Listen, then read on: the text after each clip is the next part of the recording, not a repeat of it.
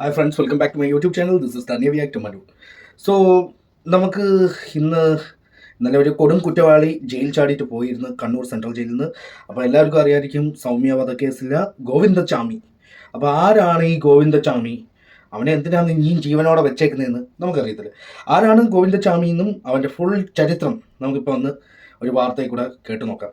അത് കഴിഞ്ഞിട്ട് നമുക്ക് സംസാരിക്കാം. യുവതിയെ മാനഭംഗപ്പെടുത്തി കൊലപ്പെടുത്തിയ കേസിൽ 2011 ഗോവിന്ദച്ചാമി അറസ്റ്റിലായത്. ജയിലിലെത്തിയെങ്കിലും ഇയാൾക്ക് മാനസാന്തരമൊന്നും ഉണ്ടായില്ലെന്ന് മാത്രമല്ല, അവിടെയും പല പ്രശ്നങ്ങൾ സൃഷ്ടിക്കുകയും ചെയ്തിട്ടുണ്ട്. 2017 കണ്ണൂർ സെൻട്രൽ ജയിൽ സന്ദർശിച്ച അന്നത്തെ ജയിൽ DGPയോട് 2 കാര്യങ്ങൾ പ്രതി അഭ്യർത്ഥിച്ചിരുന്നു. സർക്കാർ തനിക്ക് കൃത്രിമ കൈ വെച്ചു തരണം എന്നായിരുന്നു ആദ്യത്തെ അഭ്യർത്ഥന. പരിഗണിക്കാമെന്നായി DGP. ദിവസം 5 കെട്ട് ബീഡി അനുവദിക്കണം എന്നായിരുന്നു അടുത്ത അഭ്യർത്ഥന. ജയിലിൽ പുകവലി നിരോധിച്ചതിനാൽ ബീഡി അനുവദിക്കാനാകില്ലെന്ന് അദ്ദേഹം. ജയിൽ അധികൃതർക്ക് സ്ഥിരം തലവേദനയായിരുന്നു ഗോവിന്ദച്ചാമി. എല്ലാ ദിവസവും തനിക്ക് ബിരിയാണി വേണമെന്ന് ഗോവിന്ദച്ചാമി വാശി പിടിച്ചു. ബിരിയാണി കൊടുക്കാത്തതിനാൽ ജയിൽ ഉപകരണങ്ങൾ നശിപ്പിച്ചു. ജയിൽ മാറ്റം ആവശ്യപ്പെട്ട് 2012 ആത്മഹത്യാ നാടകവും നടത്തി. കൂടാതെ സെല്ലിനുള്ളിലെ CCTV കേടാക്കി. അവിടം കൊണ്ട് തീർന്നില്ല. ജയിൽ ജീവനക്കാർക്ക് നേരെ വിസർജ്യമെറിഞ്ഞു. ജയിലിൽ അതിക്രമം നടത്തിയതിന് ഇയാൾക്ക് 10 മാസം ശിക്ഷ വിധിച്ചിരുന്നു. കൊടും കുറ്റവാളിയായ ഗോവിന്ദച്ചാമിയാണ് വെള്ളിയാഴ്ച പുലർച്ചെയോടെ ജയിൽ ചാടിയതും പിന്നാലെ പിടികൂടപ്പെട്ടതും. പണത്തിനും ലൈംഗിക ബന്ധത്തിനും വേണ്ടി എന്ത് ക്രൂരതയും ചെയ്യുന്ന പ്രകൃതമാണ് ഗോവിന്ദച്ചാമിയുടേതെന്ന് മുൻപ് അയാളെ പിടികൂടിയ സംഘത്തിലുണ്ടായിരുന്ന പോലീസ് ഉദ്യോഗസ്ഥൻ അഷ്റഫ് മണലാടി പ്രതികരിച്ചിട്ടുണ്ട്. ഗോവിന്ദച്ചാമിയെപ്പറ്റി ഭയപ്പെടുത്തുന്ന വെളിപ്പെടുത്തലുകളും അദ്ദേഹം നടത്തി. ജയിലിൽ കഴിഞ്ഞ ഇത്രയും വർഷങ്ങളിലെ ലൈംഗിക ആസക്തി മൂലമുള്ള പക അവൻ ആരിലെങ്കിലും തീർത്തേക്കാം. സ്ത്രീ പുരുഷ വ്യത്യാസമില്ലാതെ കണ്ണിൽ കാണുന്ന ആരെയും ആക്രമിക്കാനുള്ള മാനസികാവസ്ഥയാണ് അവനുള്ളത്. ഇവൻ ആദ്യം പിടിയിലായ സമയത്ത് ഞങ്ങൾ പോലീസുകാരോടും ഡോക്ടറോടും പറഞ്ഞത് കേട്ട് എല്ലാവരും ഞെട്ടി. സ്ത്രീകളെയോ പുരുഷന്മാരെയോ ആരെയെങ്കിലും ലൈംഗികമായി ഉപയോഗിക്കണം, മദ്യപിക്കണം, ലഹരി ഉപയോഗമാണ് പ്രധാന വിനോദം. പാൽപ്പായസം കണ്ടാൽ ആരാണ് ഇട്ടിട്ട് പോകുക എന്നാണ് ആ കുട്ടിയെ മാനഭംഗപ്പെടുത്തിയ ശേഷം ഗോവിന്ദച്ചാമി പറഞ്ഞത്. എത്ര കടുത്ത കുറ്റം ചെയ്താലും കുറ്റബോധമില്ലാത്ത മനുഷ്യൻ. ഇവൻ ജയിൽ ചാടാൻ സാധ്യതയുണ്ടെന്ന് എന്റെ മനസ്സിൽ ഇടയ്ക്കിടെ വന്നുകൊണ്ടിരിക്കുമെന്നും ഉദ്യോഗസ്ഥൻ പറയുന്നുണ്ട്. കാരണം അവന്റേത് അങ്ങനെയൊരു വിചിത്ര സ്വഭാവമാണ്. കേരളം വിട്ടുകഴിഞ്ഞാൽ അവനെ പിടിക്കാൻ ബുദ്ധിമുട്ടായനെ. ആദ്യം പിടിയിലായപ്പോൾ എന്നെ പോലുള്ള 3-4 പോലീസുകാർ അവന്റെ ഒടിയാത്ത കയ്യിൽ മുറുകെ പിടിച്ചിട്ടും ഇവൻ വഴങ്ങാൻ തയ്യാറായില്ല.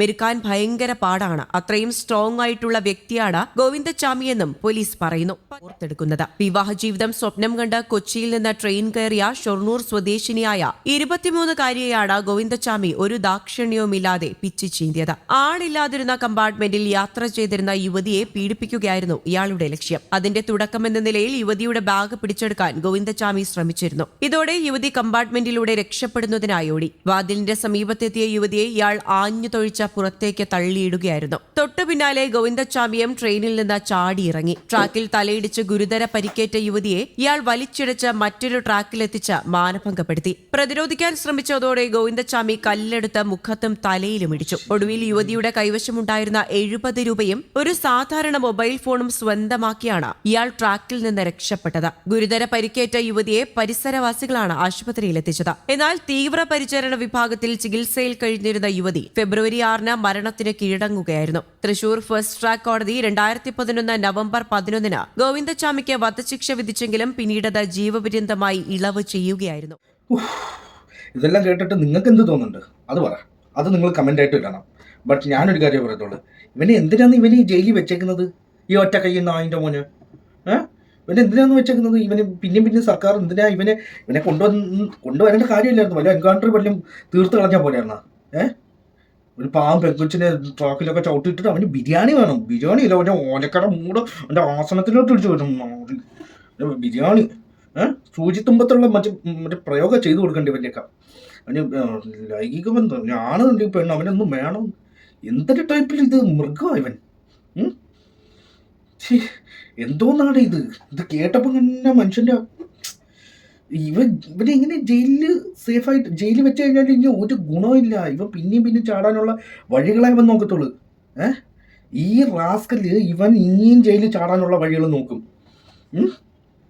പാവം അവിടെ വർക്ക് ചെയ്യുന്ന ജോലി ചെയ്യുന്ന പോലീസ് സാറുമാർ മേളിൽ വരും. മൂത്ര വിസർജനം എടുത്ത് എറിയാൻ നോക്കി എന്തൊക്കെയോ കാണിച്ചു കൂട്ടുന്നത്. ആരോഗ്യം ഇവന് ഇത്ര ആരോഗ്യം ഈ ഉണക്കന്. ഗോവിന്ദച്ചാമി അടിച്ചവൻ്റെ നട്ടലൊന്ന് അടിച്ച് ചവിട്ടി ഓടിച്ച് അവന് ചോറ് കൊടുക്കണം. അതാ വേണ്ടിയത്. പാവം പെങ്കൊച്ചനെ കൊന്നതും പോലെ, റേപ്പ് ചെയ്ത് കൊന്നതും പോലെ അവനെ ജയിലിൽ വെച്ചിട്ട് പിന്നെയും അവന് പുട്ടും ഗോതമ്പ് ഉണ്ടയൊക്കെ കൊടുക്കാനായിട്ടിരിക്കുന്നത്. എന്തിനാണ് സാറുമാരെ കൊടുക്കാനായിട്ടിരിക്കുന്നത്? ഒന്നുകൂടെ കോർട്ടിൽ ഹാജർ ചെയ്തിട്ട് അവൻ്റെ തൂക്കുകയർ തന്നെ മേടിച്ച് കൊടുക്കുക എൻ്റെ സാർമാരെ. ഇവൻ ഇങ്ങനെ ഇനി ജയിലിൽ ചാടി കഴിഞ്ഞ് ഇനി എത്ര സൗമ്യമായിരിക്കും ഇനി പോകാൻ പോകുന്നതെന്ന് നമുക്ക് അറിയാനൊക്കത്തില്ലല്ലോ. ഇവൻ്റെ മാനസിക നില തന്നെ നിങ്ങൾക്ക് അറിയാവുന്ന. ഇപ്പം നിങ്ങൾ കണ്ടല്ലോ അവൻ തന്നെ എന്തോ പറയുന്നതെന്ന് തന്നെ നിങ്ങൾക്ക് മനസ്സിലായി കാണുമല്ലോ. അറ്റ്ലീസ്റ്റ് അവന് സേഫായിട്ട് നമുക്ക് ഏതൊരു ജയിലിൽ വെച്ചാലും അവൻ ചാടാനുള്ള അവൻ്റെ ഫുള്ള് ടെക്നിക്കും അവൻ മനസ്സിലാക്കി വെച്ചിട്ടുണ്ട്. പക്ഷെ എനിക്ക് ഒരു സംശയമുള്ളത്, ഇവൻ അഥവാ ജയിലിൽ നിന്ന് ചാടിയതിന് ശേഷം വേറെ ഉടുപ്പൊക്കെ അവന് അകത്തുനിന്ന് പോകാൻ നേരത്തെ കറുത്ത ഉടുപ്പ്, വെളിയിൽ വന്നപ്പോൾ വെളുത്ത ഉടുപ്പ്, അതെങ്ങനെ സംഭവിച്ചു? ഇനി ആരെങ്കിലും അകത്തുനിന്ന് സഹായിച്ചതാണോ? ഇനി അവനെ പുറത്തിറക്കിയിട്ട് അവനെ കൊണ്ട് വരില്ല. വമ്പന്മാരെ കാര്യം പറയാനൊക്കത്തില്ലല്ലോ. കാര്യങ്ങൾ സാധിക്കാൻ വേണ്ടി കാശറിഞ്ഞു കഴിഞ്ഞാൽ ഉള്ളിലുള്ള വേറെ സാറുമാർ സഹായിക്കാതിരിക്കാൻ സാധ്യത കാണാം, പറയാനൊക്കത്തില്ല. ആരെങ്കിലും തട്ടണമെങ്കിലും ഇങ്ങനെ ഒരു ആളിനെ കൊലയാളിയല്ലേ, കാര്യം നടത്തിക്കാൻ എന്തും വേണം സാധിക്കുമല്ലോ. അതിന് ഇൻവെസ്റ്റിഗേഷനൊക്കെ നടന്ന് ഇനിയിപ്പം എങ്ങനെ ചാടി എങ്ങനെ ഇത് ഫുൾ ഡീറ്റെയിൽസ് ഒക്കെ അറിഞ്ഞെങ്കിലല്ലേ നീ ചെയ്യാനൊക്കെ. കണ്ടില്ല, അവൻ തന്നെ പറയുന്നുണ്ട് ഞാൻ ചപ്പാത്തി കഴിച്ചായിരുന്നെന്ന്. ചപ്പാത്തി കഴിച്ച് വെയിറ്റ് എല്ലാം കുറച്ച് രാത്രി സമയങ്ങളിൽ ബാക്കിയുള്ള സാറുമാർ ഫോണിൽ ബിസി ആയിരിക്കുമ്പോൾ ഇവൻ അറക്കാൻ തുടങ്ങും കേട്ടോ, ജയിലിൻ്റെ ഗ്രില്ല് അറക്കാൻ തുടങ്ങുക. റോഡിൽ കിട്ടിയില്ലല്ലോ. റോഡിൽ എവിടെയെങ്കിലും കിട്ടിയിട്ടുണ്ട്. നമ്മൾക്ക് കയ്യിൽ റോഡിൽ വല്ലതും കിട്ടണമായിരുന്നു. കൊല്ലറിഞ്ഞിട്ട് ആദ്യമായി ബിൽറ്റാണ്, എന്നിട്ട് ബാക്കിയുള്ളൂ. അവനൊക്കെ ജനങ്ങൾ കണ്ടിട്ട് പോലും ഇങ്ങനെ അവനെ വെറുതെ വിട്ടെന്ന് ആലോചിക്കുന്നത്. ഇവനെ ഒന്ന് തൂക്കുകയറ് മേടിച്ചത് സാർമാർ പ്ലീസ്. മൃഗത്തിനെയാണ് നിങ്ങൾ വളർത്തിക്കൊണ്ടിരിക്കുന്നത്. ഇതിനും ഭേദം നല്ല ലോയലായിട്ടുള്ളത് ആ സൂയിൽ കിടക്കുന്ന സിംഹവും കടുവ, ഇവരെയൊക്കെ പിന്നെയും ലോയലാണ്. നമ്മൾ വളർത്തി കഴിഞ്ഞാൽ പോലും അവർ നമുക്ക് വിശ്വസിക്കാൻ പറ്റും. പക്ഷെ ഈ നായിൻ്റെ മോനെ ഇവനെ വിശ്വസിക്കാൻ പോലും പറ്റത്തില്ലല്ലോ. അതേണക്കത്തെ ഒരു സാധനം ഇവൻ. ദയവേത് നിങ്ങളെ സമൂഹത്തിലും ഇതേ കണക്കത്തെ ഒരു കൊടും കുറ്റവാളികൾ നിങ്ങൾക്ക് അഥവാ നിങ്ങളെ കണ്ണിൽ കണ്ടിട്ടുണ്ടെങ്കിൽ, ഇങ്ങനെ ഒരു കുറ്റകൃത്യം ചെയ്യുന്നവൻ ആരിൽ ഉണ്ടെങ്കിലും ഒക്കെ അവനെ അങ്ങ് ഫിനിഷ് ആക്കിയിട്ട്, അല്ലെങ്കിൽ ഫിനിഷ് ആക്കുന്നതിന് മുന്നേ അല്ലെങ്കിൽ കൊണ്ടുപോയി ജയിലിൽ വല്ലതും കൊണ്ടിടുക. പോലീസ് സ്റ്റേഷനിൽ തന്നെ അറിയിച്ചിട്ട് അവനെ എങ്ങനെയായാലും തല്ലി ചതച്ചിട്ട് കൊണ്ടിടുക. പോലീസ് സ്റ്റേഷനിൽ തന്നെ ഇടണം. പിന്നെ അവനെ ആയുഷ്കാലം ഇറങ്ങരുത്. ഇവന്മാരൊന്നും ഇറങ്ങേണ്ട കാര്യമില്ല. ഇവന്മാർ ഇറങ്ങിയിട്ടെന്തോ ചെയ്യാൻ? പിന്നെ കണ്ടില്ല 10 കെട്ട് ബീഡി അവന് ജയിലിൽ ഊതാൻ അവന് 10 കെട്ട് ബീഡി ഉണ്ടല്ലോ. നിങ്ങൾ തിരിഞ്ഞ് നിന്ന് കെട്ടിൻ്റെ 2 കാല് കെട്ടി വെച്ചിട്ടുണ്ടല്ലോ. 10 കെട്ട് ബീഡി അവിടെ കയറ്റി തരണം കത്തിച്ചിട്ട്. 10 കെട്ട് ബീഡി അവന് ബിരിയാണി ഉണ്ടാക്കണം. ബിരിയാണിയാണ് വേണ്ടിയതല്ലേ?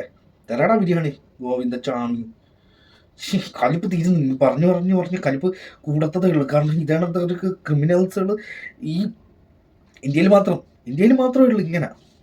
പുറത്തുള്ള രാജ്യങ്ങളായിരുന്നെങ്കിൽ ഇപ്പം വരെ അവൻ്റെ തല പോയാനാ, അല്ലെങ്കിൽ വേറെ വല്ല മൃഗത്തിൻ്റെ ഭക്ഷണമായി മാറിയാനാ പുറത്തുള്ള രാജ്യങ്ങളിൽ.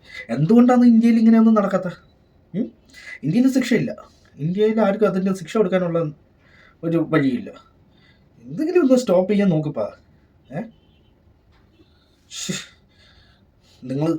നമ്മൾ ജനങ്ങൾ വിചാരിച്ചു കഴിഞ്ഞാലേ എങ്ങനെയെങ്കിലും ഇവനെ തൂക്കുകയറ് മേടിച്ച് ഇവൻ്റെ ചാപ്റ്റർ ക്ലോസ് ചെയ്യിപ്പിക്കുക. അതാണ് നല്ലത്. പ്ലീസ്, ബാക്കിയുള്ള പെങ്കൊച്ചുങ്ങളൊന്നും സമാധാനമായിട്ട് ജീവിച്ചോട്ട്. നിങ്ങൾക്ക് എൻ്റെ വീഡിയോ ഇഷ്ടപ്പെട്ടിട്ടുണ്ടെങ്കിൽ do like, share and subscribe.